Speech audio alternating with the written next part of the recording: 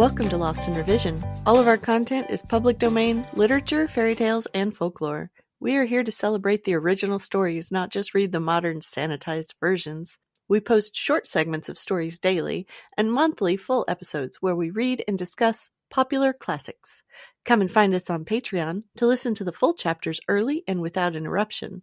Our goal is to at least break even to cover our expenses, so any support that you can offer to help us reach that goal helps keep this podcast going and you entertained. All of our music is by Nathan Hubble and is used with his permission. Thanks, and enjoy the show.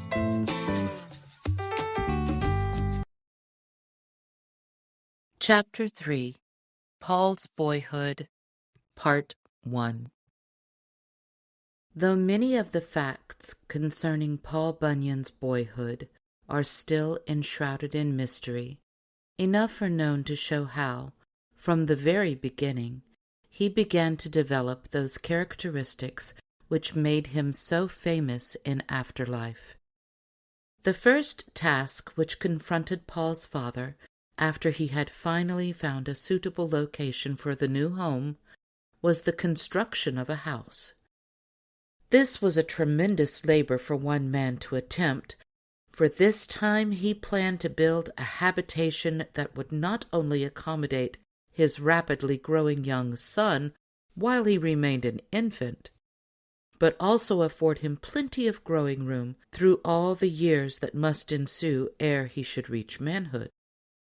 "I am determined that he shall not outgrow his father's house again," Mr. Bunyan explained to the boy's mother. "This time I intend to build a cabin that will shelter him until he is grown and able to strike out for himself.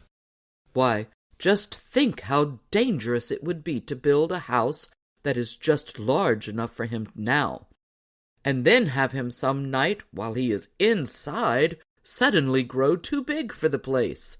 We might never be able to get him out." So he set to work right manfully, hewing down great trees, shaping them and notching them, and piling them near at hand until he should be ready to start rearing the walls. Young Paul, of course, stirred by the insatiable curiosity which was always characteristic of him, crawled and rolled among the chips and shavings where his father worked, taking a great interest in all that was done.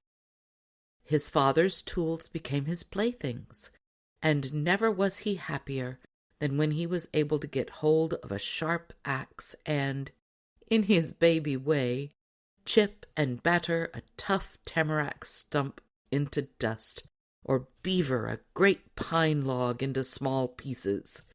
He cut most of his teeth on a broad axe, gnawing it so badly out of shape in the process that his father could never use it again.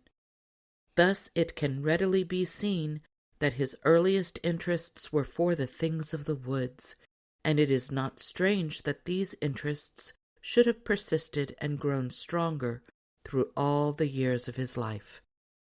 His father proceeded apace with the new house, and in a shorter time than one would think, he had it completed.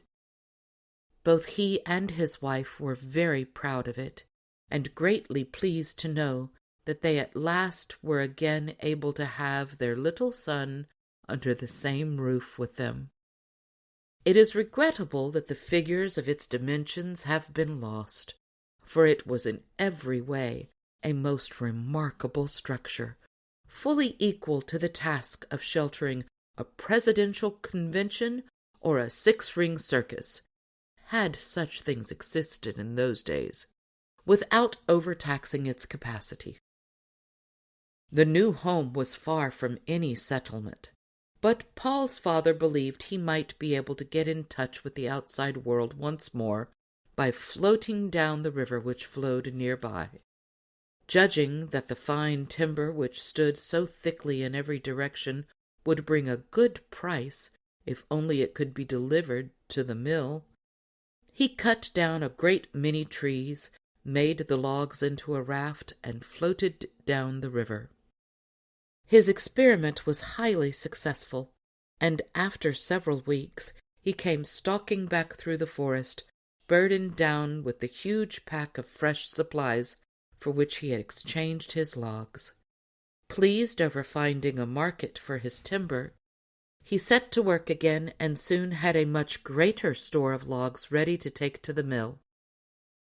Paul, who was by this time big enough so that he had just been put into his first pair of pants, and who was feeling himself quite a man as a consequence, had, as usual, been watching with greatest interest all that his father did, and imitating in his play the labor of his parent. Seeing the great pile of logs which lay beside the river, ready for making the big raft, he became quite energetic in carrying out a new idea that suddenly stirred him. Thanks for joining us today. Check us out on Patreon. The Storytime level is only $3, and you can help us meet our small goal of breaking even and covering our expenses. Your support helps pay for all of the things that podcasting requires, and helps keep this show alive and growing. If you can't afford to support us financially, go give us a good review, subscribe or follow, and share with your friends and family. Feel free to fact-check us and offer suggestions to make our show better for you. You can also send us an email at lostinrevisionpodcast@gmail.com. There's a lot more waiting for us all at the end of the road.